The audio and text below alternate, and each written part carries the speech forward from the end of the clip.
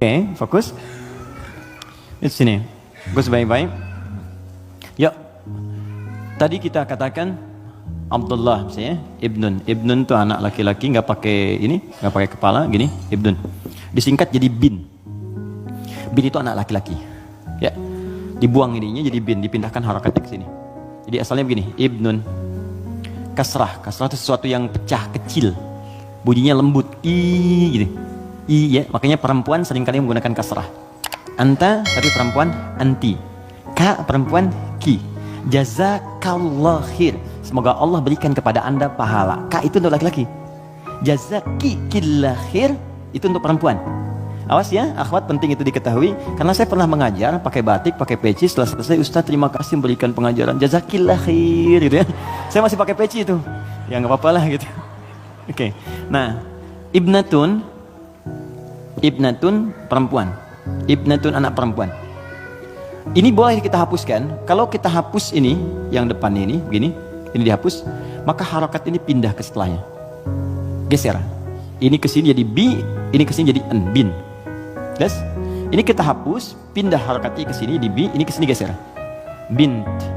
Ini bint, maka ini terbuka jadi binti. Ingat? Aisyah binti Abu Bakar. Binti itu maksudnya anak perempuan. Makanya ada Isa bin Maryam. Loh kok bin Maryam? Betul, Isa anak laki-lakinya Maryam. Karena Maryam gak punya anak perempuan. Terus ya? Nah di ilmu hadis, kalau ada ayah bisa mendidik anak dengan baik, maka nanti sebagai penghargaan bagi orang tuanya, nama anaknya akan dihilangkan, tidak disebutkan, cukup binnya saja nama ayah disebutkan.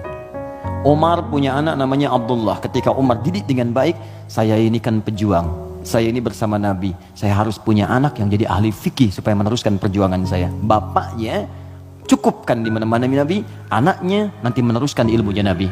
Maka didik oleh Umar. Kalau anda ke Madinah, ini Raudhah, ini masjid yang pertama awal-awal, sekarang karpetnya hijau semua. Kemudian di sini pintu Babus Salam, di sini makam Nabi, di sini mimbar. Ini pintu Baqi, di sini Bab Jibril, pintu 46. Bab Jibril. Nah, di sini ke sini ke Awali, di sini ada Baqi, di sini rumah istrinya Nabi semua. Di depan pintu Jibril, Bab Jibril. Ya, jadi kalau ada Sayyidah Aisyah, kemudian Sayyidah Zainab binti Jahsy, Saudah binti Zam'ah, semua istri Nabi tinggalnya di sini, depan ini persis. Kemudian di sini, ini ada Abu Ayyub Al-Ansari, Umar bikin rumah di sini. Bikin satu kamar untuk anaknya Abdullah, dihadapkan langsung ke tempat Nabi. Untuk belajar dari Nabi sebelum datang ke majelis ilmunya. Jadi kalau yang lain nunggu di majelis ilmunya Nabi, kalau anak Umar diajarkan oleh bapaknya sebelum Nabi bahkan ke majelis ilmu, sejak keluar dari rumahnya itu bisa melihat bagaimana Nabi jalan, bagaimana Nabi nengok. Makanya anaknya Umar banyak meriwayatkan hadis dari sejak kecil, meriwayatkan 2.800 hadis. Anaknya Umar. Siapa yang punya wasilahnya? Bapaknya. Untuk menghargai bapaknya ini, Abdullahnya dihilangkan di sini, maka disebut nama bapaknya Ibnu Umar, Ibnu Umar, Ibnu Umar. Seakan pesan kepada orang tua di masa datang, kalau kita ingin mendapatkan kebaikan dari Allah, maka didik anak kita dengan baik, kelak orang tuanya pun akan dikenang. Setiap hadisnya kita bahas satu, bapaknya ikut mendapatkan pahalanya. Itu poinnya. Ya. Nah, tadi Al-Fatihah itu tidak ada asbabun nuzulnya. Kemudian ketika sampai di Madinah, Ibnu Abbas, anaknya Abbas, ini persis sama juga. Abbas itu pengusaha, teman-teman. Pengusaha besar, sebelumnya terjebak dengan riba, dibebaskan oleh Nabi. Tinggalkan riba, kata Nabi, dibebaskan. Dan dahsyatnya ketika ribanya ditinggalkan, awal-awal kan turun tuh. Setelah itu naik 2 kali lipat dari sebelumnya. Ribanya hilang, omsetnya naik 2 kali lipat. Nah, beliau sadar saya ini sibuk.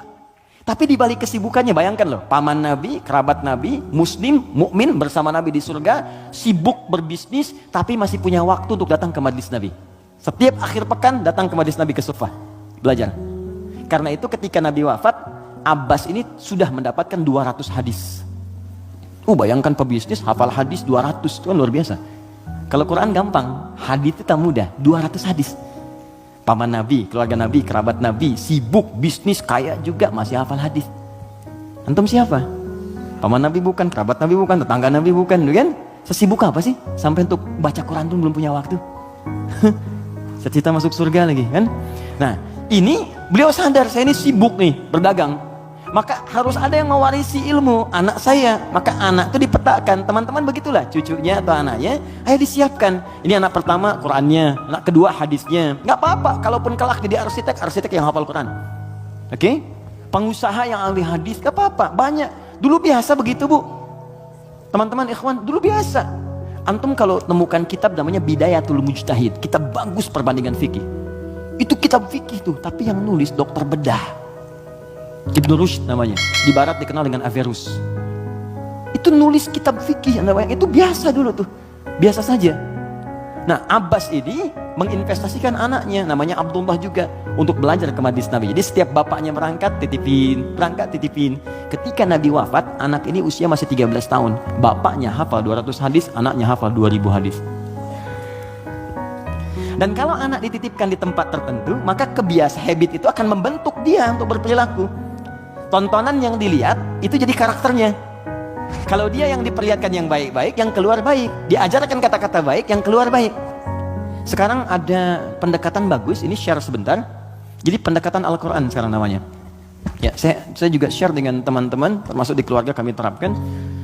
Kalau Anda ingin cepat anaknya hafal Quran, maka dia bisa dilatih dan dikondisikan dari sejak awal dengan lingkungan Quran. Misal, lahir dari 0 bulan ketika lahir, itu Anda kondisikan misalnya speaker aktif di rumah. Ya, dalam setiap 1 bulan dia dengar 1 juz. Bacakan aja 1 juz setiap 1 bulan, tapi jangan acak ya, terurut. Misal bulan pertama juz 1, bulan kedua juz 2, pindah terus sampai bulan ke-30, usia dia 30 bulan dia sudah mendengar 30 juz. Dan anak itu sejak mulai dilahirkan, organ pertama yang berfungsi kata Al-Quran itu pendengarannya. Al-Quran langsung mengatakan itu pendengarannya. Jadi ketika dia 30 bulan, dia sudah mendengar 30 juz. Itu sepakat dan sudah melalui research di sini, dia hanya butuh 6 bulan untuk menjadi penghafal Quran yang sempurna. Di usia 3 tahun, sudah hafal Quran 30 juz. Ini yang diterapkan orang tuanya Fajar.